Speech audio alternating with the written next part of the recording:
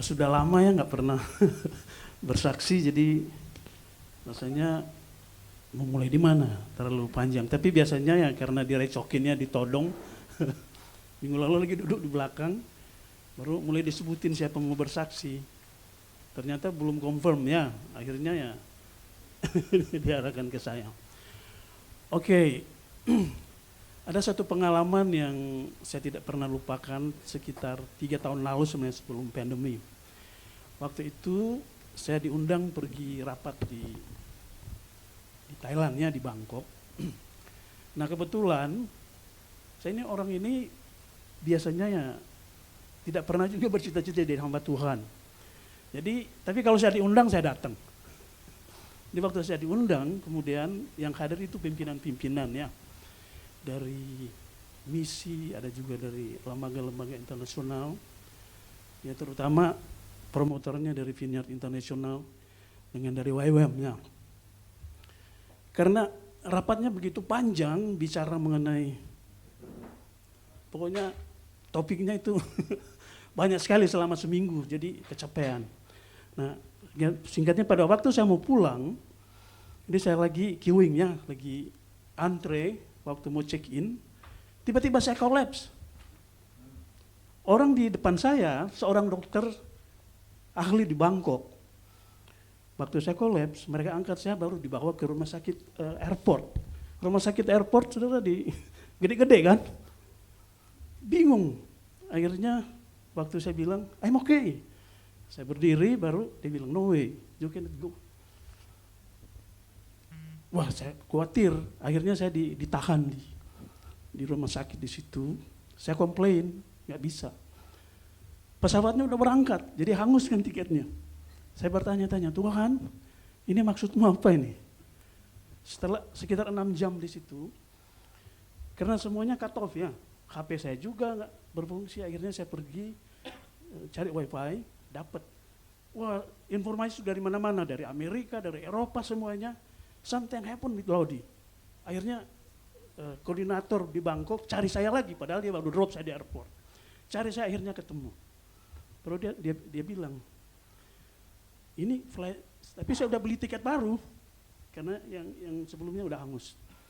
Waktu saya diantar ke Bangkok masih ada 8 jam. Baru dia cerita banyak hal. Akhirnya waktu dia drop lagi saya di airport, hari berikutnya baru ada satu poin yang disampaikan kepada saya. Nah sudah tahu saya biasanya nggak mau nyorong diri ya untuk misalnya di depan mau ngusul dan tapi saya tertarik untuk banyak belajar. Akhirnya kami setuju untuk bentuk grup bagaimana kita bisa menginisiasi satu gerakan yang agak terpisah dari tokoh-tokoh pimpinan-pimpinan dari barat, dari Eropa, Australia dan Amerika. Nah selalu saya lupa, karena pandemi kan. Beberapa minggu lalu pas Pak Beni dengan saya di Palembang, saya diteleponin.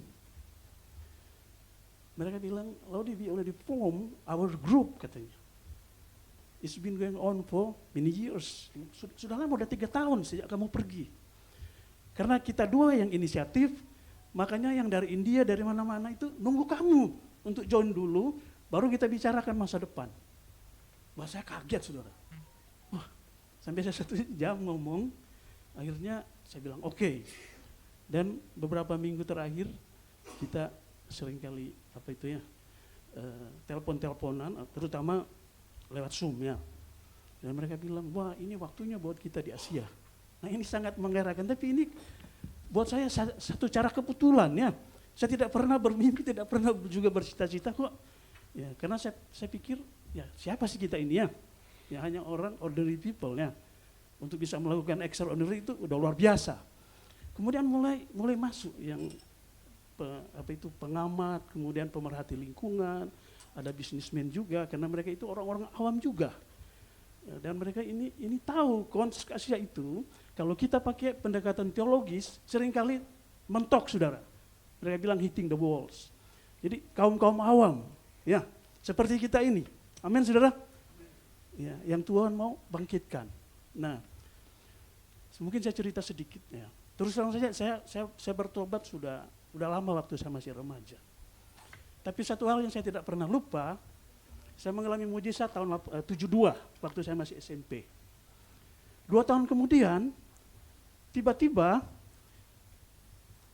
hamba-hamba Tuhan sekarang yang masih eksis, datang ke rumah saya untuk mendoakan saya, untuk jadi hamba Tuhan, tapi saya tidak pernah mau.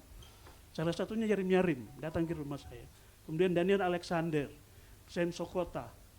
Kemudian beberapa tahun kemudian ada Daniel Bambang, yang sekarang ini yang kita panggil Romo ya, yang perintis gereja itu, ortodoks. Ya. Dan kita aktif sekali di persekutuan di mana-mana. Dulu gudangnya di Surabaya, saudara. Terus saya pindah ke Jakarta, tahun 7980, saya ketemu Pak Alex. Lalu bawa gitar, pergi di Tomang Chapter, ya nggak Pak Alex? Ya. Nah kemudian saya tidur juga di rumahnya Pak Talas, Pak Madelo waktu itu anaknya memang seumur sama saya. Waktu itu saya diminta lagi untuk merintis YWAM di Indonesia, tahun 78-79. Nah salah satu yang mungkin sudah kenal Pak John Salindejo, dia salah satu murid tahun 80. Saya staff sekaligus murid karena belum ada kan. Nah waktu itu saya ditawarin bergabung dengan gereja ini, gereja itu. Saya tidak ada cita-cita jadi hamba Tuhan. Jadi saya selalu menghindar. Dan ya singkatnya, akhirnya saya berada di Youth Mission selama 25 tahun.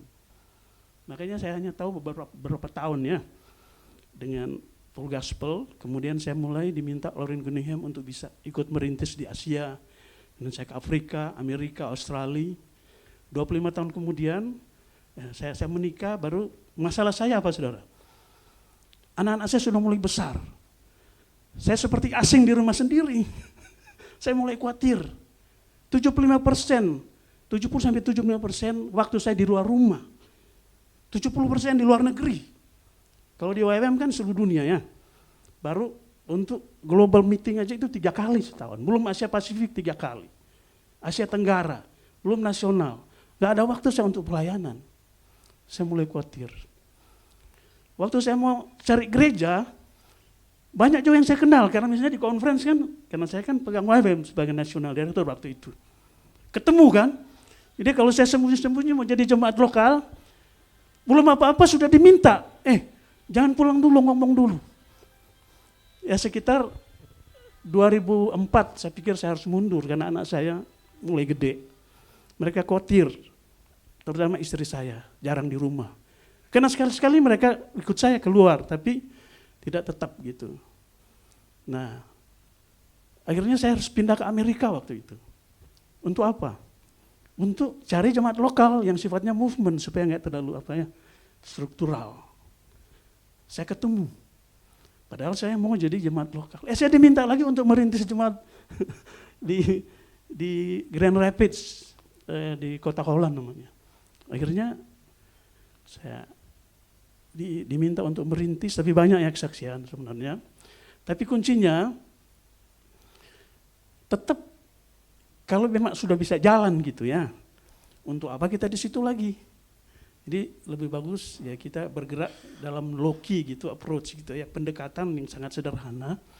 Dan buktinya setiap kali saya pulang ke Indonesia, ya saya merintis, pergi ke kampung-kampung, kemudian ke slum area dari tahun 80, kemudian sampai sekarang akhirnya saya bisa merintis sekitar 30 panti asuhan. Dan salah satu masih jalan ya, istri saya tapi. Jadi kalau dibilang ketua semuanya saya nggak terlibat di operasional, maaf ya. Tapi banyak kesaksian, setelah puluhan tahun ya, udah bisa membina, membesarkan, mungkin ratusan bahkan ribuan ya, anak-anak muda. Jadi anak-anak saya banyak tersebar di mana-mana.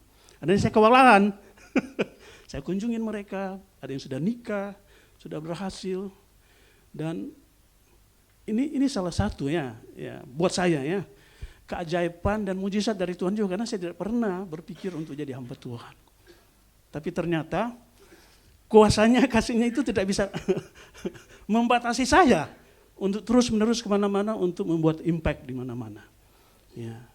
Dan saya percaya hal ini bisa berlaku buat kita semua. Amin. Ya, dan kesaksian Pak Darvito ini luar biasa. Ini satu hal yang nggak muncul tadi. Karena Pak Darpito naik pangkat terus. PL2 ya Pak ya. Kita semua juga terus ya di-upgrade, dipromosi oleh Tuhan. Oleh karena visi dan misi dari siapa saudara? Full Gospel Businessman. Dan saya betul-betul diberkati sejak saya pulang tahun 2015 ke Indonesia, saya selalu datang. Dan banyak diberkati. Bahkan di dalam situasi di mana kami kebakaran dan lain-lain. Bahkan untuk bisa mandiri, Pak Beni, Pak Agus, semua lah tidak bisa sebutkan satu Pak Heriadi, ya secara tidak langsung juga Pak Rudi, ya semuanya, Pak Budiman Ranti, banyak sekali kesaksian. Ya, tapi ini karena waktu. FJB men, be strong in the Lord.